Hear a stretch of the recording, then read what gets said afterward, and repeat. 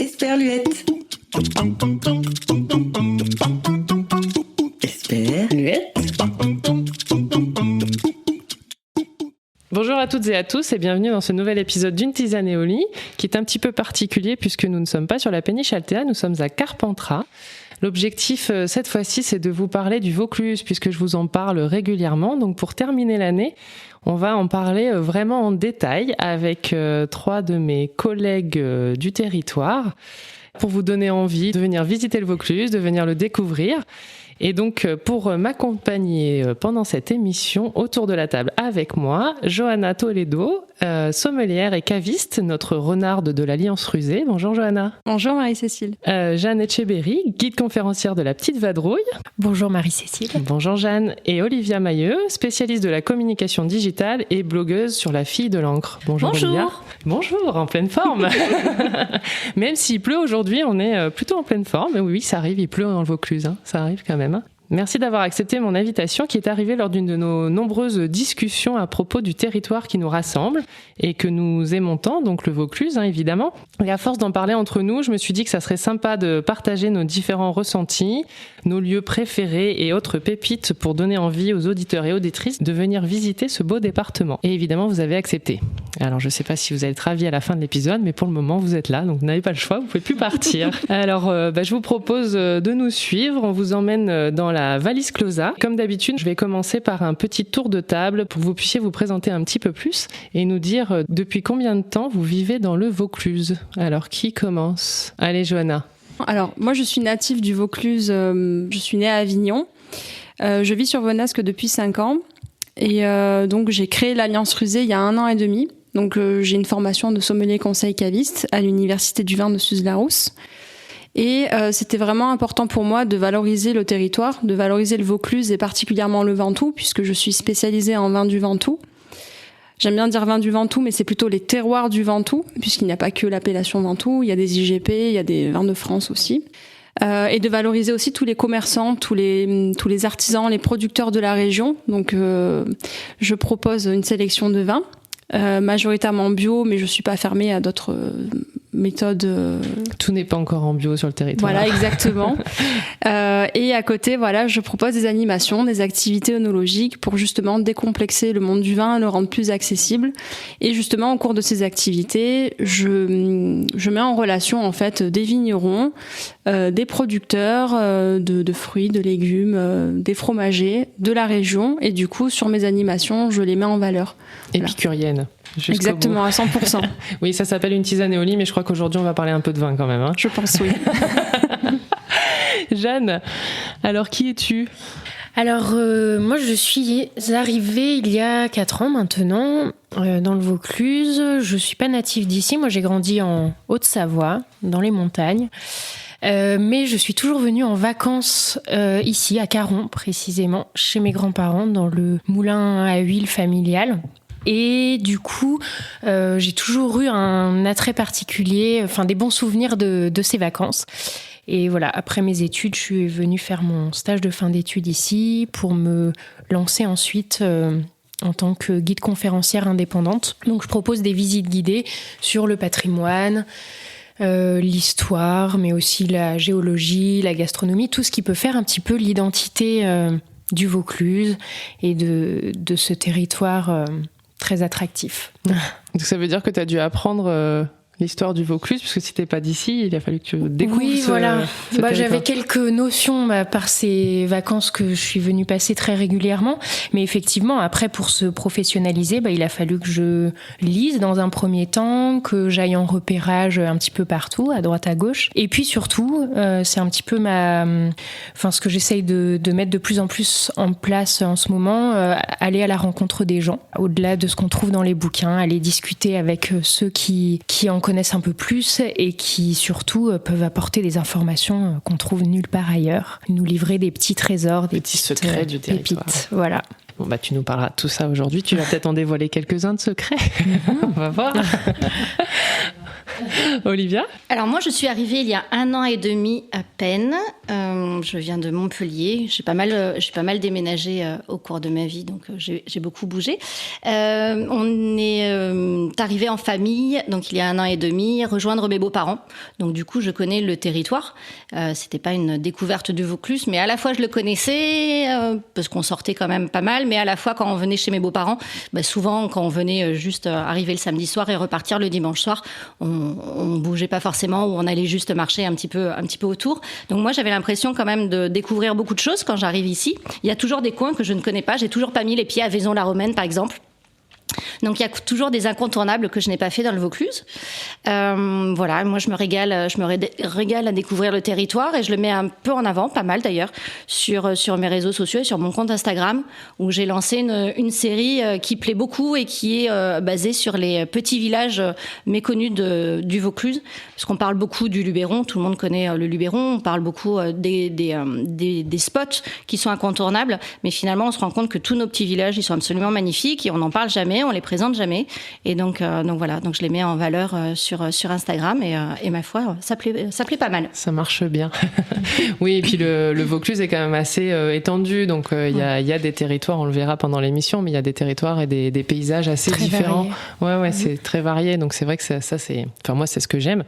Et puis moi ça fait 10 ans que j'habite dans le Vaucluse, donc c'est pareil, je suis pas d'ici, donc c'est aussi pour ça je pense qu'on se retrouve, c'est que on a tout un point de vue un peu différent, soit on est là depuis toujours, on est vauclusienne, soit on l'est pas, mais en tout cas on a ce regard un peu extérieur. Moi je suis originaire du nord de la France, donc je viens d'un territoire complètement différent, d'un climat complètement différent, et même si aujourd'hui ça ressemble un peu à chez moi, et je suis toujours très attachée à mon nord natal, mais c'est vrai que j'ai trouvé ici justement cette diversité. Je pense que c'est pour ça que j'ai eu envie de créer Esperluette, c'était pour montrer tout ce qu'il pouvait y avoir à la fois sur les personnes, mais aussi là on va parler plutôt peut-être paysage et découverte, mais je trouve qu'il y a une vraie diversité de lieux, de métiers, voilà, qui sont la richesse du Vaucluse. Voilà.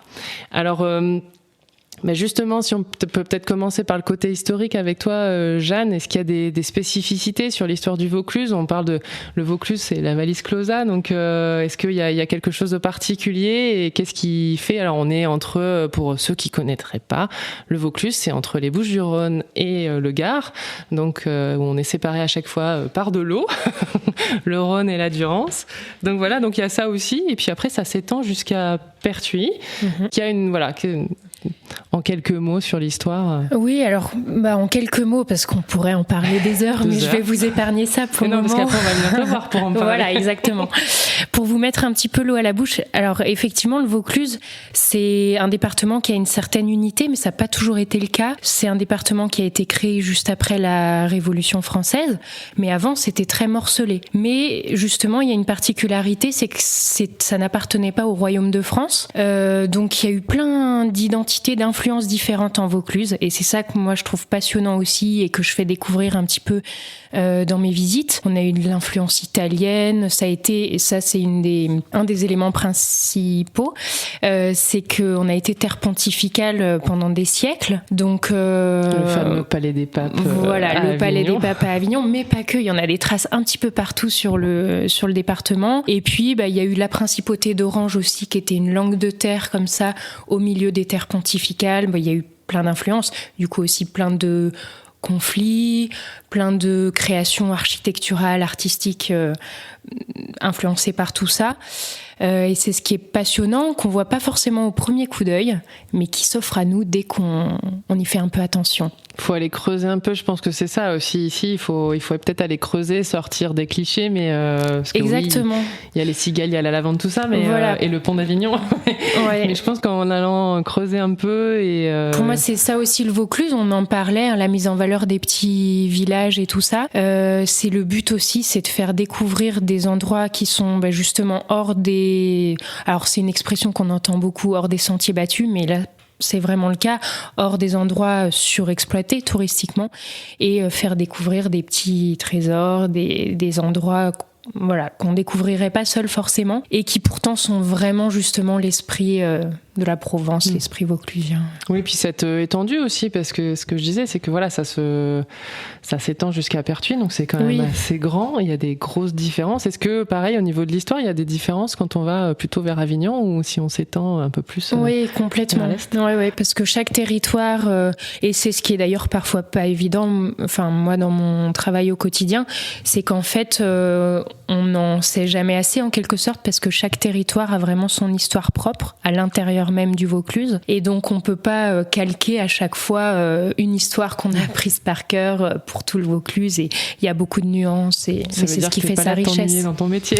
Ah non, j'ai encore de quoi faire. Ça va t'occuper.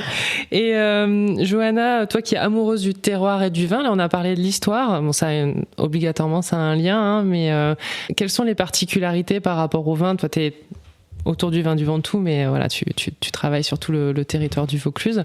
Est-ce qu'il y a des particularités aussi? On connaît, si je parle d'un vin du Vaucluse, on va dire Châteauneuf-du-Pape. Forcément. Forcément.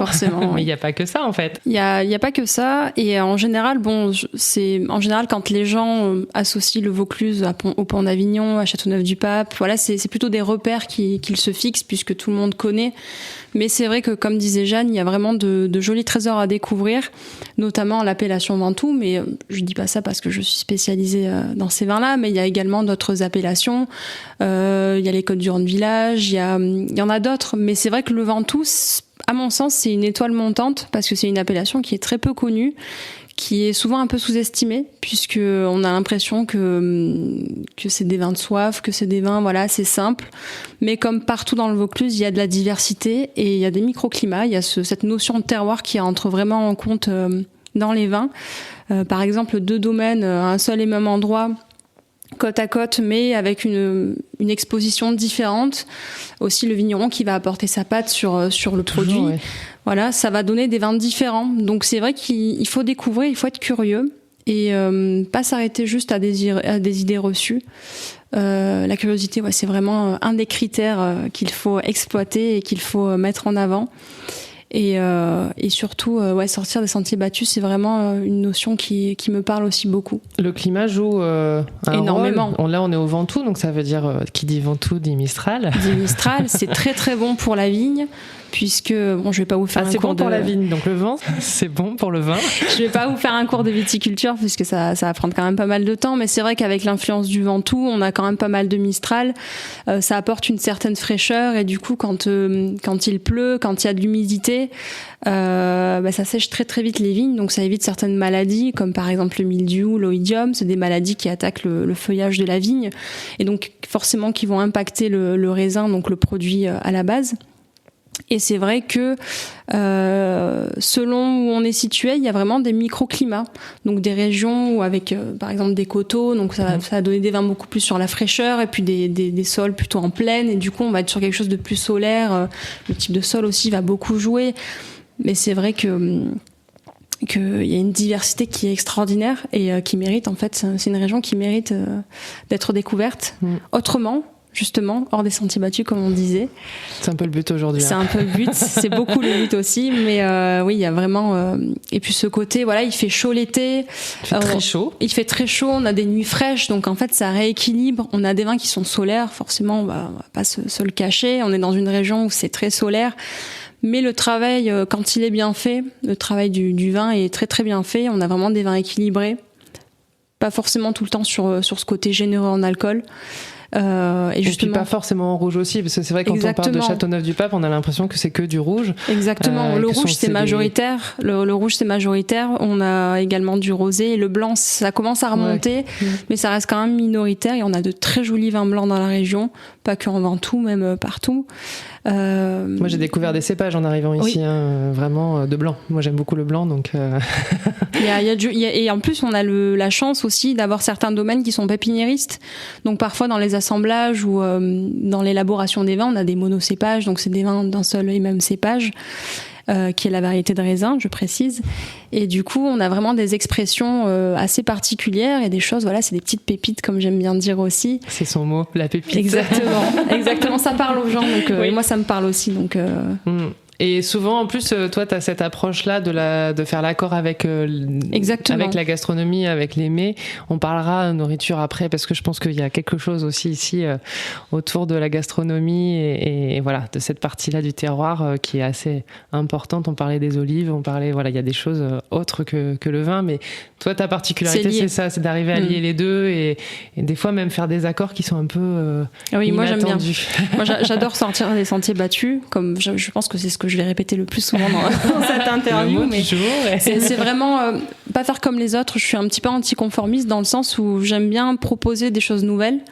Et c'est vrai qu'en accord mets et vins, on peut vraiment s'amuser. Et moi, j'aime bien prendre des risques. Bon, c'est peut-être dû aussi à la jeunesse. J'aime bien prendre des risques. J'aime bien faire différemment de ce qu'on fait. Et puis les accords mets et vins, c'est mon métier. J'ai été formée pour ça. Donc c'est vrai qu'il y a des bases à connaître. Mais après, moi, j'aime bien en faire un peu à ma sauce. J'aime bien en faire qu'à ma tête. Et proposer des associations, comme par exemple les accords vin et nougat avec la nougaterie Sylvain. Voilà, des choses qui peuvent alerter, surprendre. Mais du coup, dans un sens positif. Positivement échanger, ce côté... On a la tradition, mais il faut aussi prendre des risques. Il faut évoluer. Voilà, exactement. Tout en gardant cette tradition qui est assez intéressante et importante. Toi, Olivia, tu as une vision de personne, d'individu, mais surtout une vision de blogueuse. Ouais. Toi qui es arrivée il y a un peu plus d'1 an, pour toi, qu'est-ce qui ressort par rapport à ce territoire-là et qui t'enthousiasme quand tu as envie d'en parler? Quels mots tu utilises? S'il y avait des mots qui ressortaient pour toi, ça serait quoi, à part sentier battu? Alors, ce qui ressort déjà sur Instagram, ce sont les lavandes. Oui. Donc, effectivement, le Vaucluse est associé aux lavandes. Et même si elles sont très présentes, elles ne fleurissent que 2 mois par an. Donc il reste quand même beaucoup de choses. Pour ceux qui voient les photos, si vous voulez voir les champs de lavande violets tels que vous les voyez sur les photos, c'est juin-juillet. Voilà, c'est juin-juillet jusqu'à ce que jusqu'à ce qu'on les coupe. Et donc selon les territoires, puisqu'on a un territoire effectivement qui peut monter très haut, donc les lavandes ne fleurissent pas toutes en même temps. Mais voilà, donc ce n'est que 2 mois dans l'année et c'est vrai qu'on les met beaucoup en avant. C'est très très beau. C'est beau. Mais il y a plein d'autres choses. Moi, je mettrais ce que tu disais tout à l'heure, la diversité des paysages. C'est vrai que entre Sceaux, entre le Ventoux, on a une chance, c'est qu'on a une montagne quand même qui est assez, il y a de la neige, qui tombe qui est assez incroyable. C'est le géant de Provence à une demi-heure d'Avignon, 20 minutes de Carpentras, peut-être un peu plus d'Avignon. Ouais.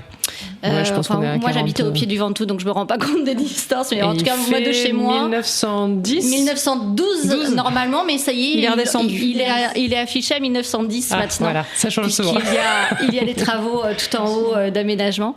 Mais voilà, moi, je suis à 20 minutes en voiture du Ventoux et on se retrouve presque en station de ski. Alors, il y a 2 stations de ski au Ventoux, ça personne ne le sait. Il y a la station du Mont-Serein et une petite au sud, je ne sais plus le nom, qui sont pas ouvertes. Alors, elles sont pas ouvertes tous les ans et quand elles ouvrent 3-4 jours. Donc, il faut vraiment se précipiter quand il y a de la neige pour en profiter. Ce qui est le cas d'ailleurs. Dès qu'il y a de la neige, tout le monde... C'est ça. Mais en tout cas, quand on peut en profiter, il y a des super pistes, il y a des super activités à faire.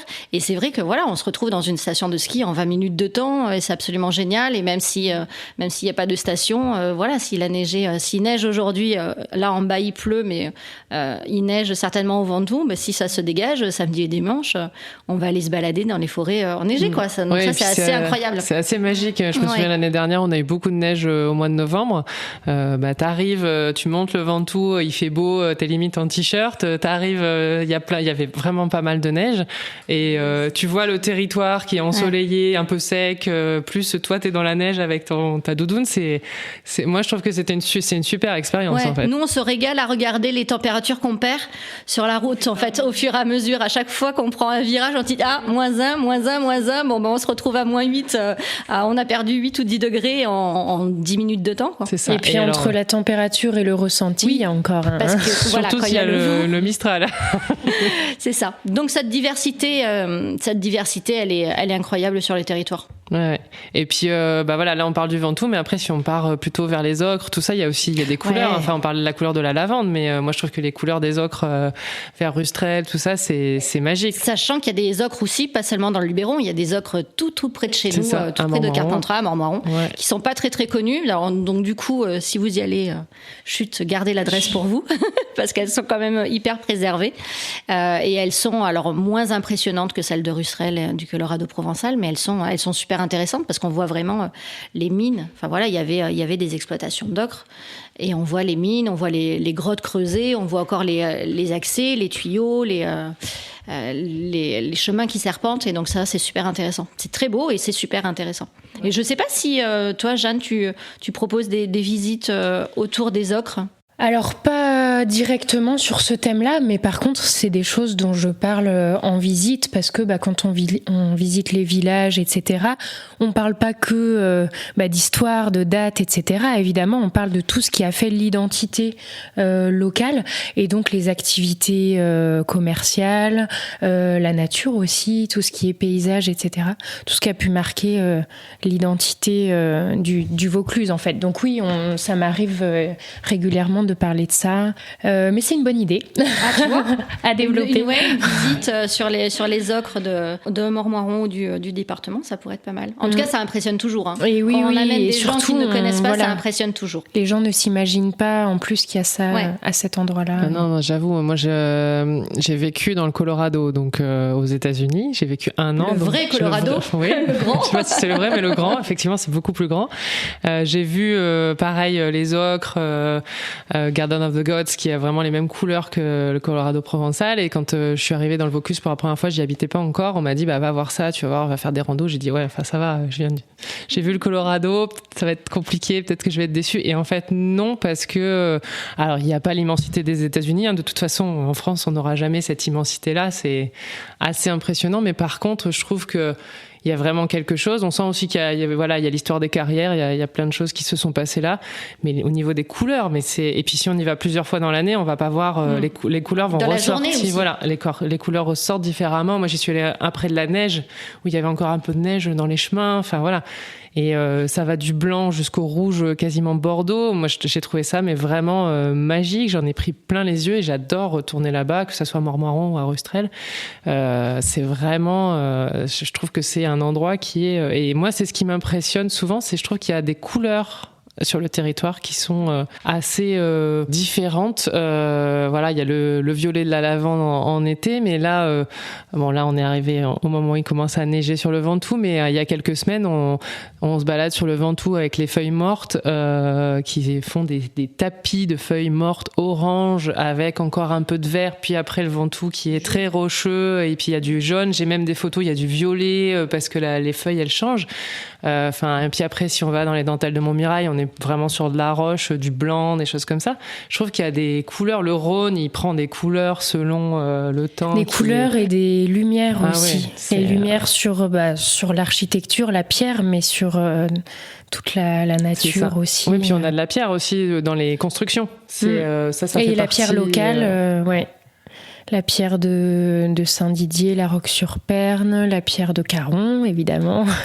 Et on a du coup des vraies ressources locales qui ont permis d'édifier aussi tous nos bâtiments. Bon, on s'écarte un petit peu de ce dont on parlait, mais les lumières, moi, je trouve que c'est quelque chose qui fait qu'on reste attaché à tous ces endroits-là parce qu'on les redécouvre toujours sous un angle nouveau, quel que soit, selon la saison, l'heure de la journée. Et je trouve que les lumières, justement, c'est vrai que souvent les touristes viennent plutôt en été, quand il fait très chaud, tout ça. Et je trouve que c'est pas là où il y a les plus belles lumières. Oui, c'est vraiment au printemps, en automne. Moi, je trouve que l'automne est magnifique. Oh là là, ici. l'automne ici, c'est. Et les couchers de soleil depuis le Mont Ventoux, c'est une merveille. C'est ça. Le ciel passe du jaune au rose. J'ai assisté à des roses, mais fuchsia. C'est vraiment impressionnant. Ça passe par le violet. C'est très, très beau. Vraiment, les couchers de soleil depuis là-haut, en toute saison, ils sont vraiment très, très beaux. Ouais, et puis l'automne, il y a les vignes qui commencent à rougir aussi. Moi, je trouve que... Moi, c'est vrai que c'est ça, sur les couleurs, sur la lumière, il y a vraiment quelque chose de très particulier. Et puis il y a l'eau aussi, parce qu'en fait on a quand même un climat qui est assez sec, avec en plus le Mistral qui en rajoute quelquefois une bonne couche. Et c'est vrai qu'en été notamment on manque d'eau, mais il y a des endroits où il y a le Rhône, il y a la Durance. Effectivement, le Rhône est quand même prend une grosse place en tout cas à Avignon, et puis en remontant. Mais il y a aussi Fontaine de Vaucluse, où là on est dans des verts. On parlait de lumière et de couleurs. Là on est dans des verts pétants. La Sorgue, ça a été important, effectivement. Enfin, c'est important pour le territoire. Moi, j'ai découvert qu'on faisait du papier, qu'on avait fait du papier à Fontaine de Vaucluse. Enfin, ils continuaient. Les moulins de papier. Ouais. Et oui, parce que justement, de tout temps, les eaux du territoire ont été exploitées d'abord au niveau artisanal et puis après à l'échelle un peu plus industrielle. Et donc, il y a plein d'activités qui se sont développées grâce à ça, et en particulier sur la Sorgue et sur les différents bras de la Sorgue, en fait. Voilà. Question suivante. Tout simplement. Puis une petite balade en canoë sur la Sorgue, c'est pas mal. Hein, et oui, c'est beau. Ouais. Et puis on a le canal de Carpentras aussi. Là, on est tout près, mais il traverse une bonne partie du Vaucluse et qui permet l'irrigation du territoire, qui a permis le développement de plein de cultures maraîchères, etc. Mais qui permet aussi de faire des jolies balades maintenant. Oui, on est quand même sur un territoire où l'agroalimentaire est très important. C'est le moment où on parle nourriture. Youpi. Ça y est, la transition est faite. Je me réveille. Ça y est, oui, c'est ça. Johanna est contente. On parle de nourriture. Non, mais il y a ça aussi. Il y a effectivement, on parle du canal de Carpentras. Il y a la fraise de Carpentras qui est quand même assez connue. On parlait du nougat tout à l'heure. On est en train de remettre les amandiers. Ça, je trouve ça super. Et les pistachiers. Oui, oh là là, on va avoir des pistaches dans le Vaucluse. Ouais. Dans quelques années, hein. Oui. Faut que ça pousse. Oui, mais en tout cas, effectivement, mais ça arrive. C'est en cours. Ouais, il y a des amandiers et des pistachiers qui sont replantés. Ouais. Et puis voilà, au niveau nourriture, je pense qu'on a. On a de quoi faire. On a les fruits, énormément de fruits. Le melon. Les cerises, quand même. le muscat. Les cerises. Oui, parce que ça, on l'ignore souvent, mais effectivement, le Vaucluse est terroir de cerises quand même. Donc, il y a Venasque, forcément, ma paroisse. C'est ça. Ça, c'est bon. Il y a la truffe. C'est ça. Moi, j'ai jamais mangé, je suis désolée, mais j'ai jamais mangé autant de truffes depuis que je suis arrivée dans le Vaucluse. La vie est dure. Tu as raison. Avec un petit peu de vin et un petit nougat pour terminer. Alors justement, qu'est-ce qui va avec la truffe? Ça dépend avec quoi elle est cuisinée. Alors, et puis en plus, il y a deux truffes. Il y a la truffe d'été. Exactement. Et la truffe d'hiver. La truffe d'été, elle n'a pas du tout le même goût, ni l'odeur de la truffe d'hiver. Les gens ont tendance à croire que la truffe d'été n'a pas de goût. C'est juste qu'en général, elle n'est pas mûre. Et je peux vous dire, pour l'avoir cuisinée cet été, qu'une vraie truffe d'été mûre, ça a du goût, ça parfume un plat, ça parfume... Moi, j'adore le fromage, donc on laisse infuser quelques jours avec un morceau de fromage, c'est fantastique. Vraiment testé et approuvé. J'ai goûté dans du camembert, c'est dans du brie. Je sais que c'est pas du brie truffé. Bref. Même dans un moi j'ai goûté dans un... C'est le moment où vous avez les papilles qui... Ouais, c'est ça. Vous allez entendre nos ventres gargouiller, mais moi j'ai goûté ça cet été avec un camembert d'Ibufala que j'ai coupé en deux, que j'ai bien garni de truffes d'été. J'ai laissé ça mariner 2 jours. C'était Mais moi fantastique. Je savais pas qu'une truffe ça devait être mûr. Parce que alors, tu me dis un melon c'est mûr, une pêche c'est mûr, ok.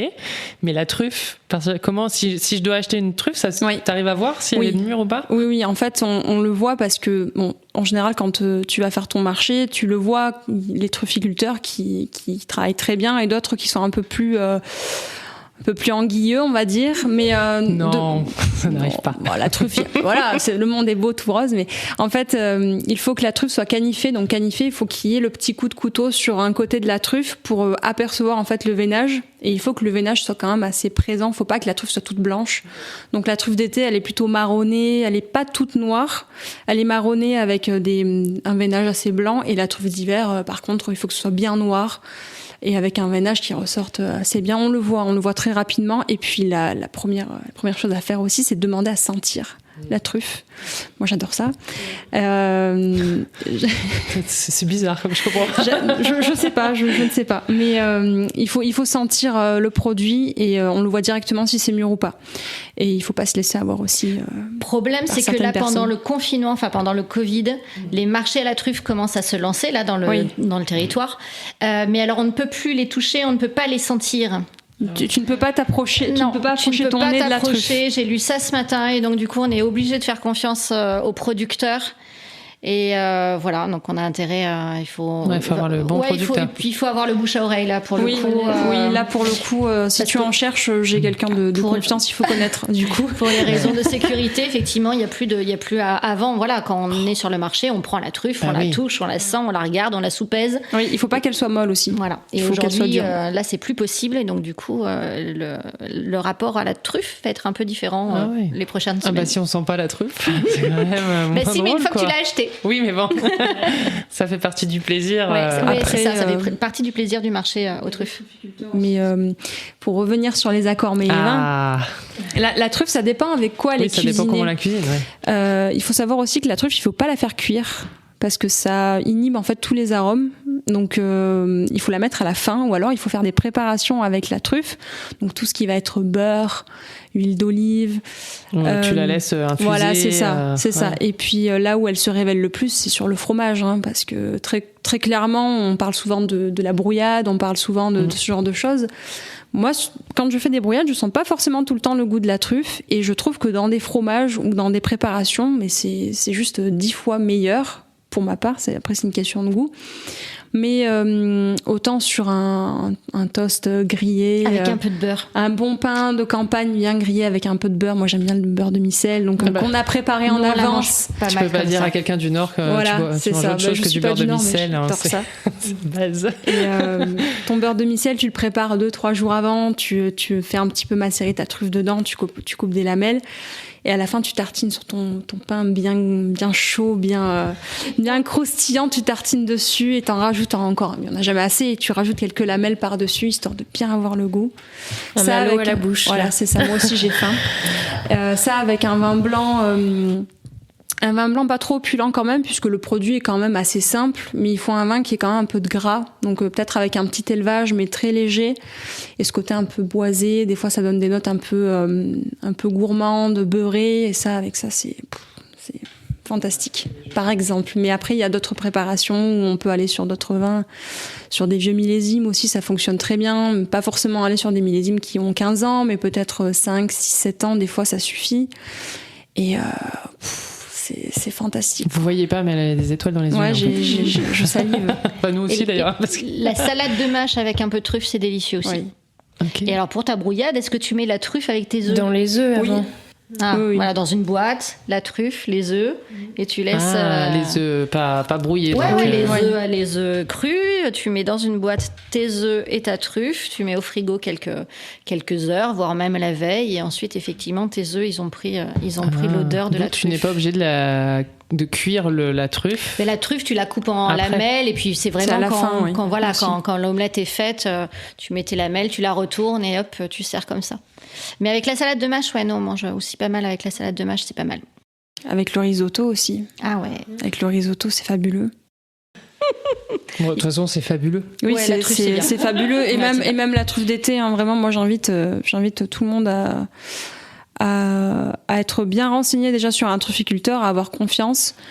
Et la période de la truffe d'été, alors c'est quand? Ça dépend vraiment de la saison.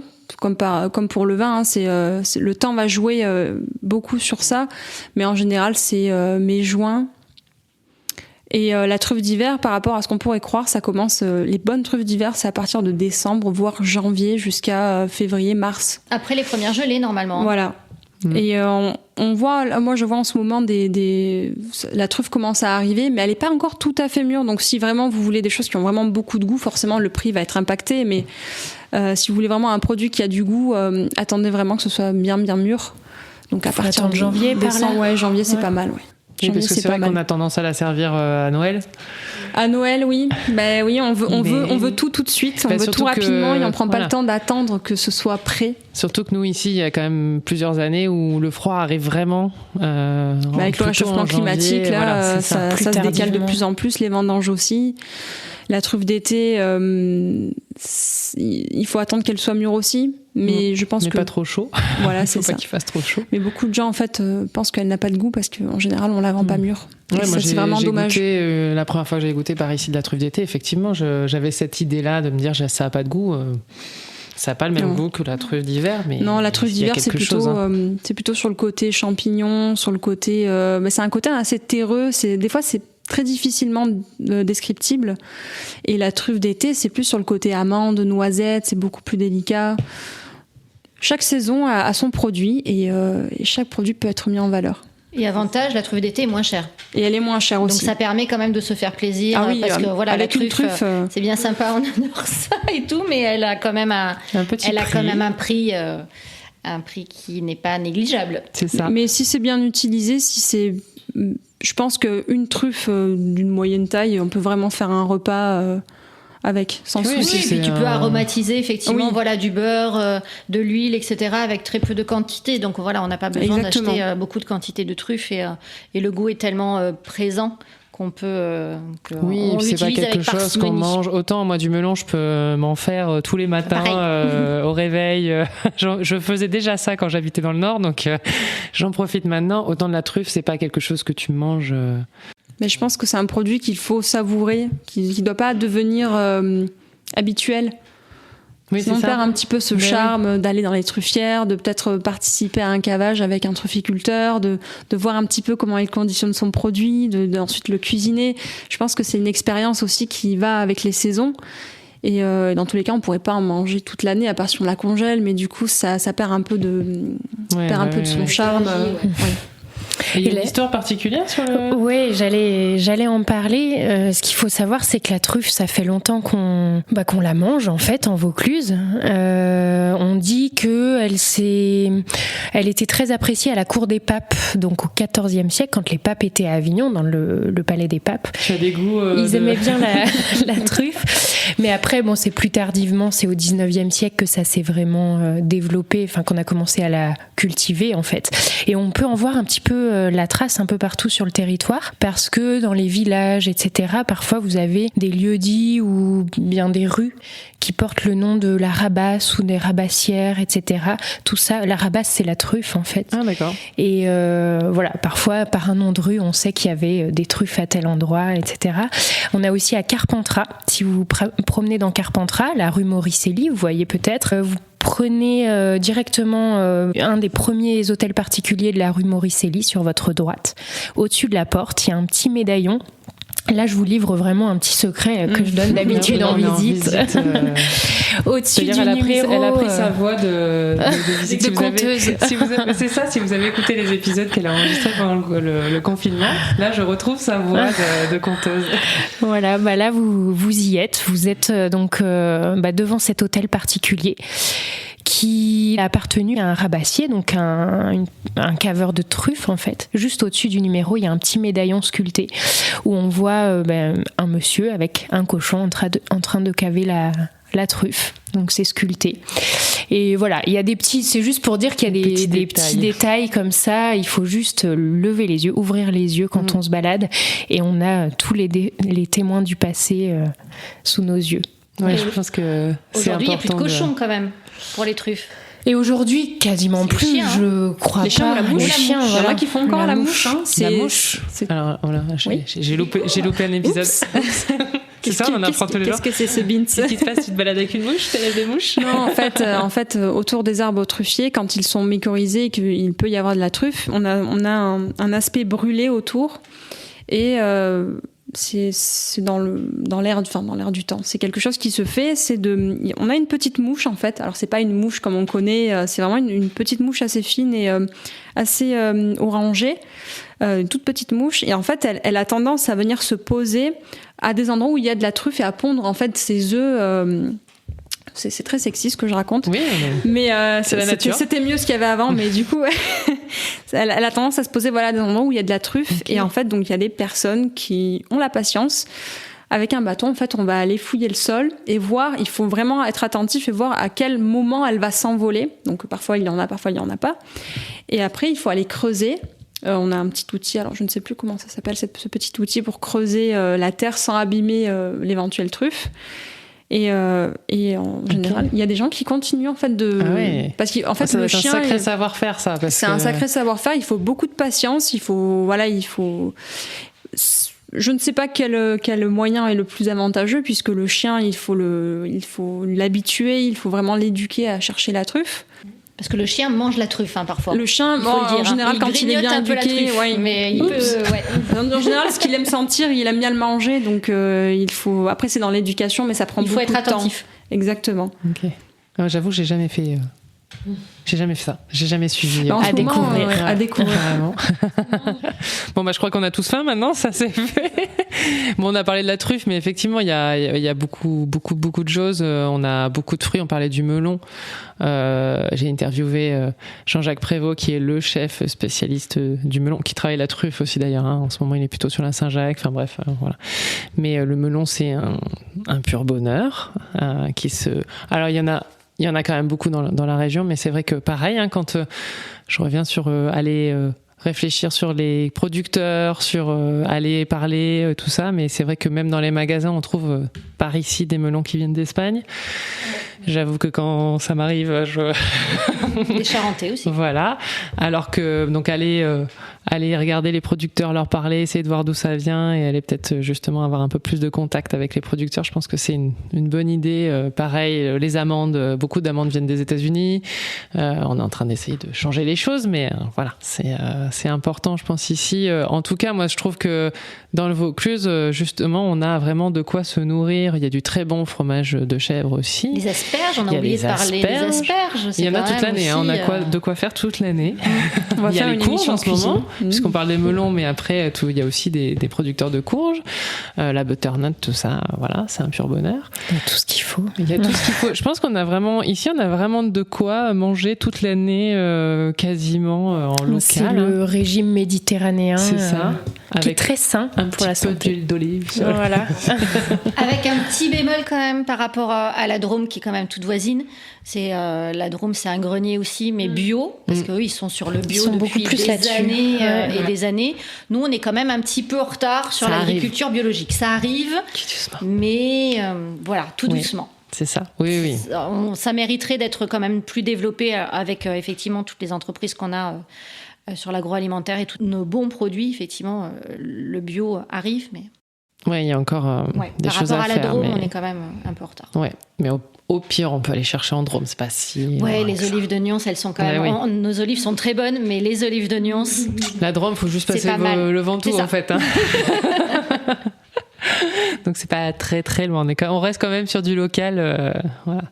Et justement, puisqu'on a tout ça, on mange bien, on boit du bon vin, on a une histoire assez forte, on a quand même beaucoup de touristes qui viennent visiter le Vaucluse. Alors cette année ça a été particulier, mais justement c'est peut-être le moment d'aller réfléchir à une autre manière de développer le tourisme, puisque les étrangers...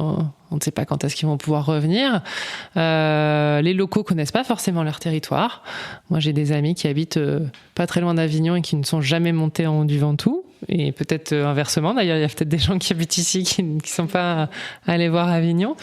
Qu'est-ce que pour vous, cette période peut faire changer par rapport au tourisme Johanna, Jeanne, une de vos clientèles, c'est les touristes, mais peut-être que vous avez aussi des locaux qui... peut-être envie aujourd'hui de découvrir.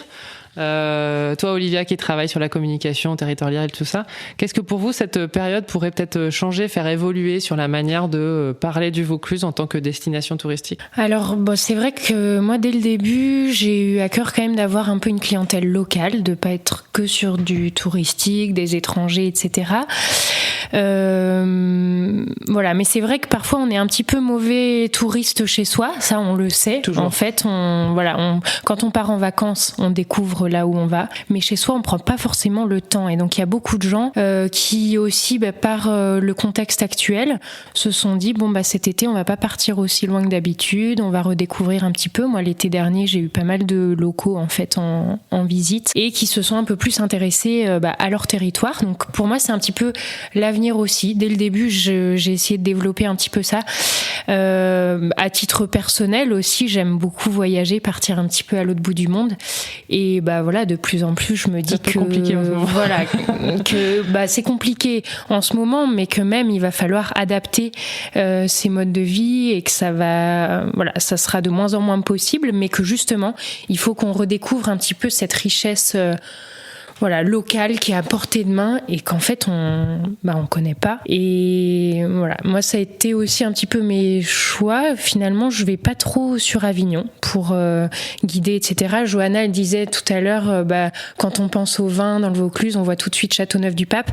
Si on calque la même chose au tourisme, à la culture, quand on vient dans le Vaucluse, on pense tout de suite au Palais des Papes et au Pont d'Avignon. Alors c'est vrai que c'est une histoire passionnante, il y a plein de choses à dire, mais il y a déjà beaucoup de choses qui sont organisées là-dessus. Et voilà, je pense qu'il y a un vrai créneau sur en fait tout le reste. Ça revient à ce que je disais au début, mais tout ce qui est moins connu, moins exploité. Et c'est là-dessus qu'il faut qu'on se réinvente là dans les prochaines années, à proposer quelque chose de plus proche en fait de nos territoires, des habitants, etc. Et sortir vraiment de ce système du tourisme de masse qui a plus trop d'avenir, plus de perspectives. Voilà, donc désengorger les endroits que tout le monde connaît et qui sont les références, qui sont très intéressants à voir une fois, mais essayer de proposer vraiment autre chose. La vue, une fois qu'on est le pont d'Avignon, c'est effectivement, il faut le voir une fois, y aller. Alors, il n'est pas entier le pont, pour ceux qui savent pas. Il est cassé. Mais pareil, on a une vue sur le Ventoux, notamment avec le Rhône qui est magnifique. Mais voilà, il y a tellement d'autres choses à faire. Sur le territoire, je pense qu'effectivement, il y a de quoi se réinventer. Et toi, Johanna, qu'est-ce que tu Alors moi, pour le coup, je rejoins Jeanne sur le fait qu'à la base, mon activité, ma cible principale, c'est pas forcément des touristes. J'ai beaucoup de locaux. Et mon objectif, c'était vraiment en fait, de dynamiser ma région sur des périodes en fait, où il y a très peu d'activités. Donc, par exemple, à l'automne, à l'hiver... Bon, la situation actuelle fait que c'est très délicat, mais c'est vrai que ma clientèle est essentiellement locale et j'ai à cœur justement de faire redécouvrir autrement, donc du coup le Ventoux, puisque c'est ma spécialité, aux personnes qui sont de la région. J'ai quelques personnes, j'ai quelques Belges qui adorent le bon vin, j'ai quelques Parisiens, mais ça reste quand même assez minime. Et justement, je pense, alors après ça c'est mon avis, mais je pense que des visites sur le Palais des Papes, faire déguster du vin sur le Châteauneuf-du-Pape, c'est des valeurs sûres. Je trouve qu'on prend pas trop de risques.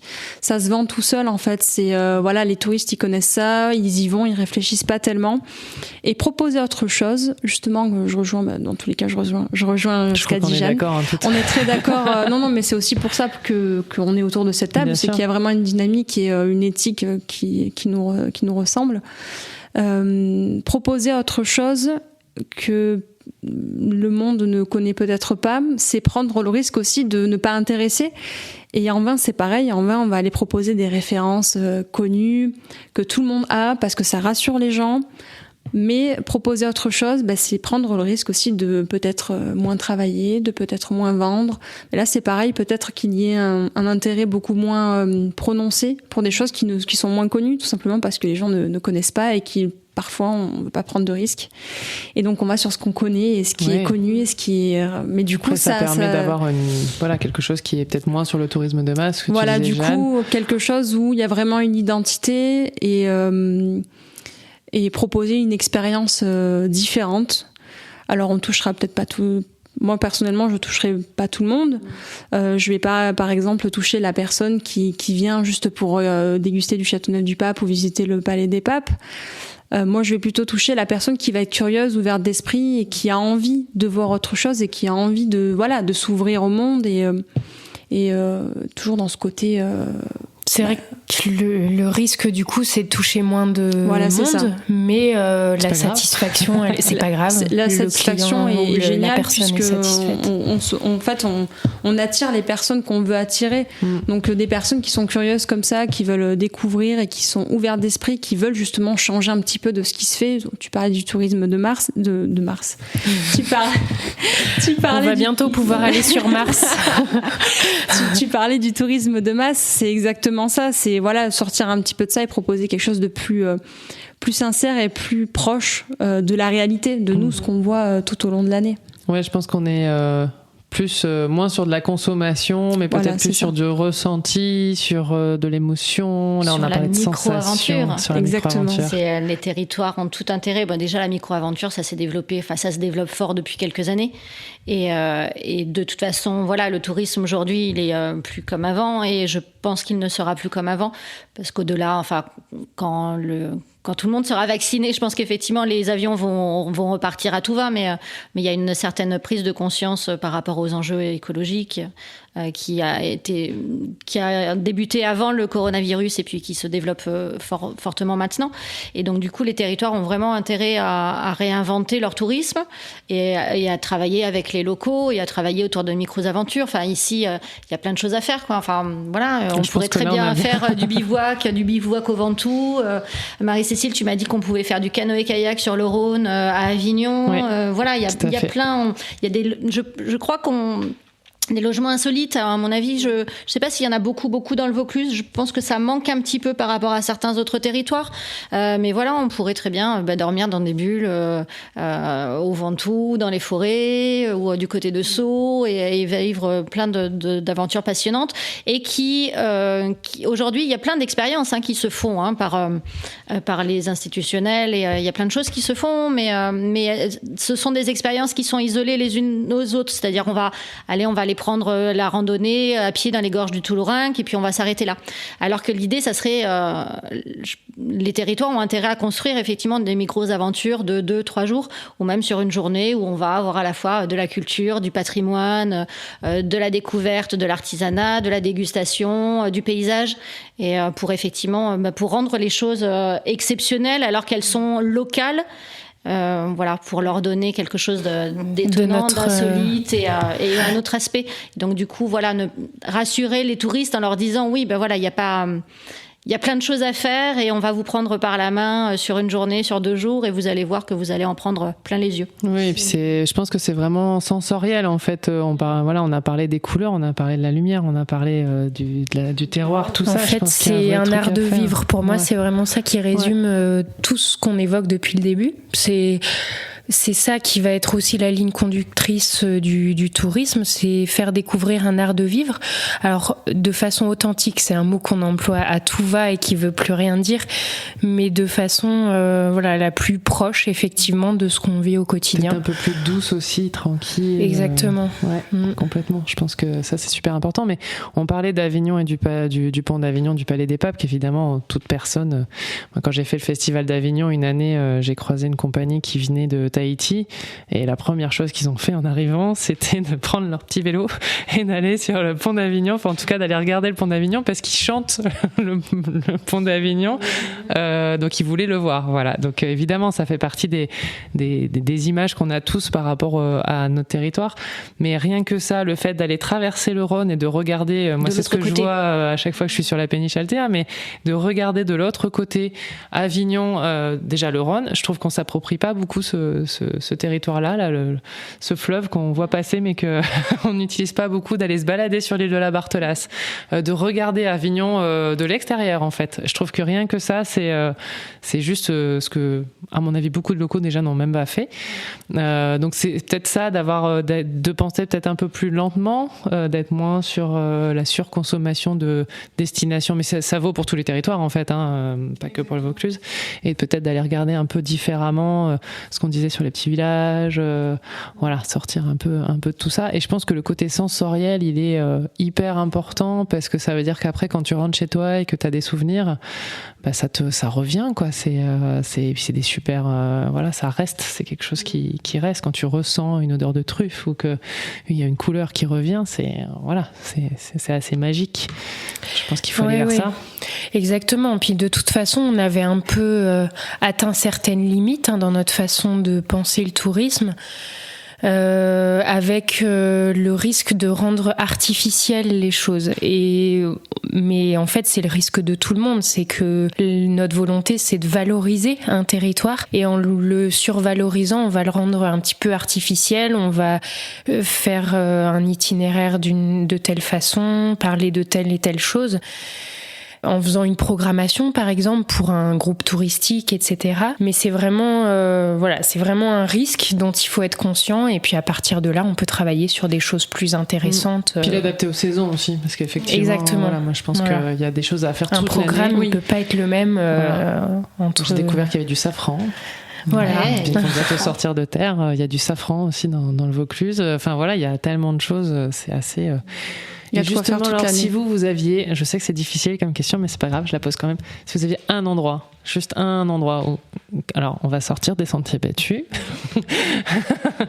mais s'il y avait un endroit qui vous a marqué quand vous y êtes allé la première fois, ou en tout cas un endroit à recommander, ça serait quoi? C'est dur. Ouais, je sais. Alors moi, j'ai retourné la question dans tous les sens, parce qu'il y a plein d'endroits où j'aime aller. Il y a plein d'endroits qui me parlent et qui m'évoquent des souvenirs. Par contre, cet endroit-là, il n'est pas dans le Vaucluse, il est à l'extrémité du Vaucluse. On est plutôt dans les Alpes de Haute-Provence. Donc, si tu me le permets, allez, on accepte. c'est un endroit où je vais toutes les années, en fait, depuis 5-6 ans. C'est d'aller à Banon, Ah oui, un petit village. Fromage. Forcément, je suis une amatrice de fromage, j'adore ça, je pourrais manger que ça à longueur de temps. Et ce que je fais en fait toutes les années, c'est que vers le printemps, début de l'été, j'aime bien aller à Banon. Et je vais à la bibliothèque Le Bleuet. Magnifique, l'une des plus là. grandes bibliothèques de France, il faut le dire, dans un tout petit village, parce que Banon, c'est quand même C'est tout rikiki, petit, hein. il n'y a pas grand-chose à visiter, mais j'y vais tous les ans. Une librairie, c'est une librairie, pas une Oui, bibliothèque. c'est une librairie magnifique. Elle est magnifique. C'est magnifique. Alors, je suis pas une grande lectrice, mais dès que je rentre dans cette librairie, le temps s'arrête. Je m'achète un petit bouquin et j'ai obligatoirement envie de le lire. En fait, dès que dès que je rentre dans ce lieu, j'ai envie de me mettre à la lecture. Donc, je visite. Je le connais, ce lieu. J'y vais tous les ans, mais j'aime bien revisiter, prendre le temps, comme si finalement le temps s'arrêtait.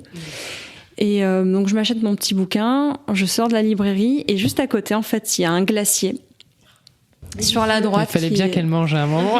Voilà, exactement. Le fromage ne suffisait pas. pas. À l'heure du goûter, alors c'était obligatoire que j'ai ma petite glace. Donc je sors, il y a le petit glacier à côté, c'est fantastique, c'est très très bon. Une petite mamée qui nous sert adorable. On s'assoit à l'ombre là, comme ça, on mange notre glace. Et puis après, on va chercher notre petit fromage et qu'on mange le soir avec un bon verre de vin. Le fromage de Banon. Tranquillement. Vraiment ce côté profiter, prendre le temps. C'est vraiment ça qui ressort de cette journée, moi personnellement, que j'adore. Ouais. Moi, je suis allée à la fête de Banon, j'ai trouvé qu'il y avait une ambiance. Pourtant, c'est un moment qui est très petit, touristique, mais c'est petit et je trouvais qu'il y avait une ambiance justement assez bon enfant, très simple, juste dans le plaisir d'être ensemble. Et effectivement, après, on passe toujours à cette librairie magnifique. Et la route pour aller à Banon, elle est absolument magnifique. C'est très très beau. La vue sur la montagne Lure et la route au milieu là pour le coup, on est au milieu des lavandes, mais même en plein hiver, les lavandes sont coupées, etc. C'est absolument magnifique. Bon, alors Banon, sur ma gauche, qui se lance? Bon, c'est difficile seul. Ben oui. Je dirais, on aime bien, on aime beaucoup Sceaux en fait. C'est vraiment... donc là, on est sur le territoire de la lavande. À fond. Mais il n'y a pas que la lavande, il y a des champs de sauge, pour ceux qui ne connaissent pas effectivement la lavande. Donc ce sont des champs magnifiques violets, ça tout le monde les a déjà vus. Mais les champs de sauge, la sauge sclarée, ce sont des champs roses et qui sont odorants aussi, et c'est absolument magnifique. Ça pousse à la même période et c'est des couleurs absolument incroyables. Et Sceaux, alors l'été pour son marché, c'est quand même un des plus jolis marchés provençal de la région. Il est absolument magnifique. Et puis on a une sensation d'être l'hiver et hors saison, d'être un peu au bout du monde, d'être un peu seul au monde, parce qu'il n'y a pas grand monde. Il y a le nougatier boyer qui est absolument délicieux. Donc on mange aussi très très bien à Sceaux. Ils font du très bon nougat. Le nougat n'est pas qu'à Montélimar. Voilà, des brioches, etc. Donc des glaces l'été qui sont délicieuses. Et puis on se sent déjà un petit peu à la montagne en fait, à Sceaux. Et très bien l'été pour perdre quelques degrés quand il fait très chaud ici. On n'a pas forcément envie de monter au Ventoux et à Sceaux on perd 4 ou 5 degrés, pareil en 20, une demi-heure de route.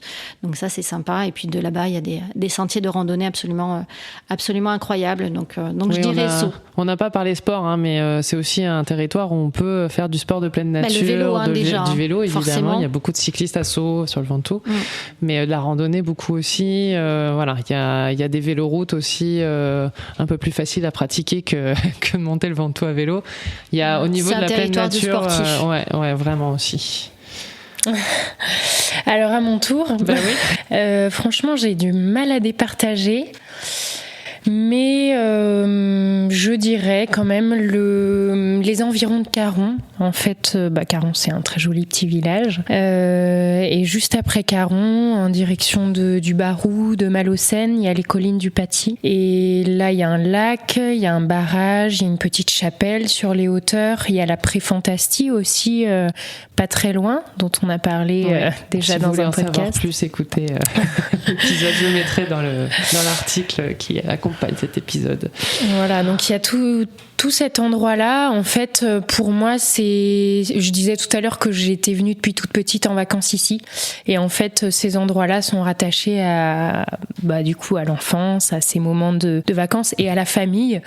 Et en fait, je trouve que c'est important justement parce que moi, c'est l'impression, le contact que je cherche à transmettre aussi un peu avec mes visiteurs et tout ça, c'est un côté familial, c'est-à-dire simple,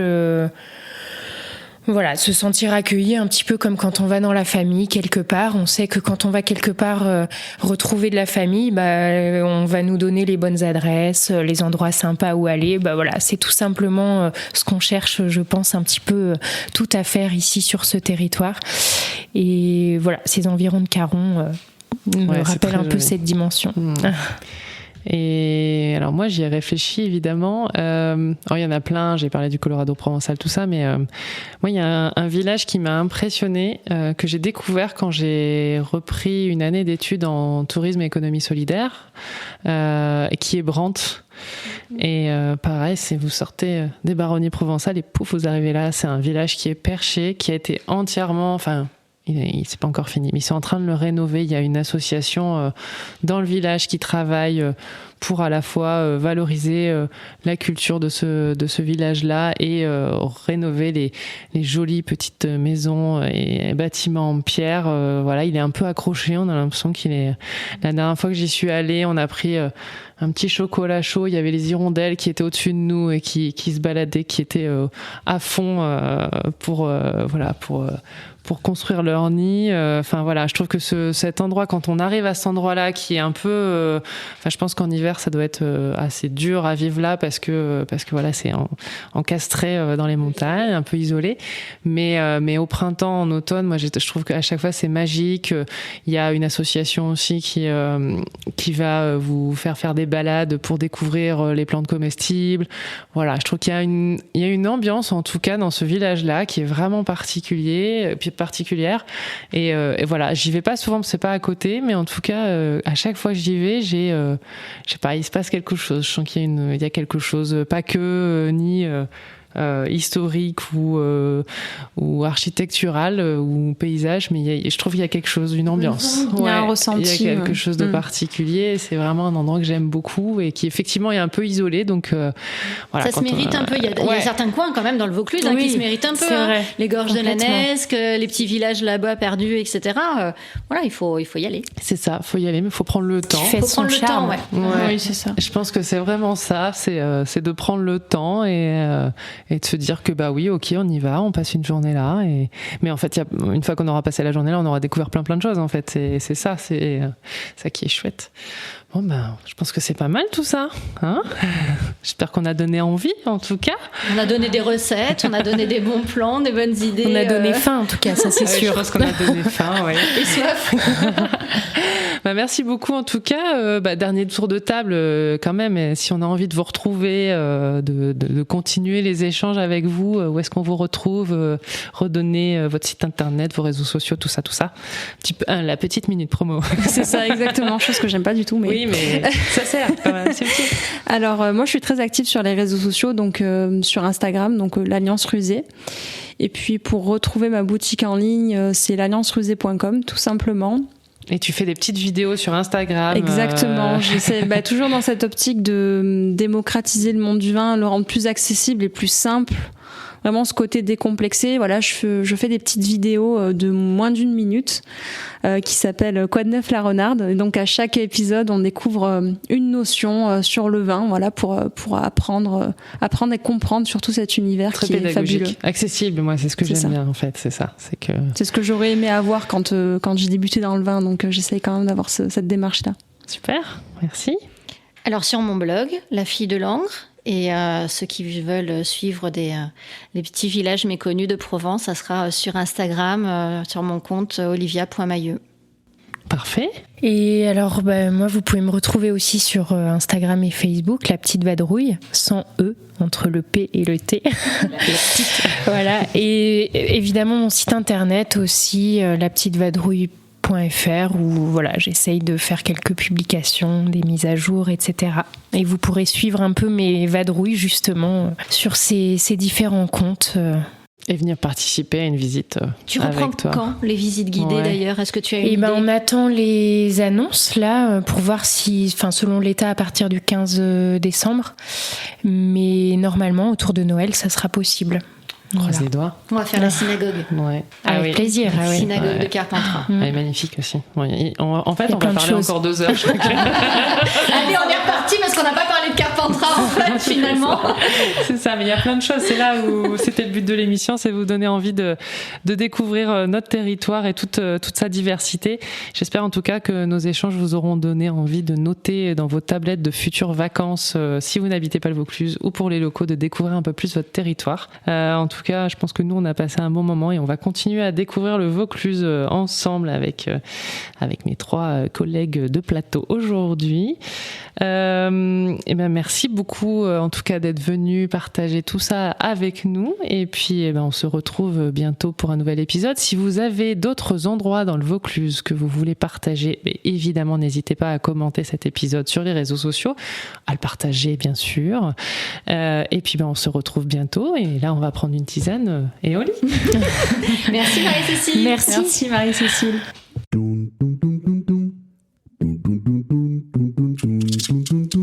Esperluette. Esperluette.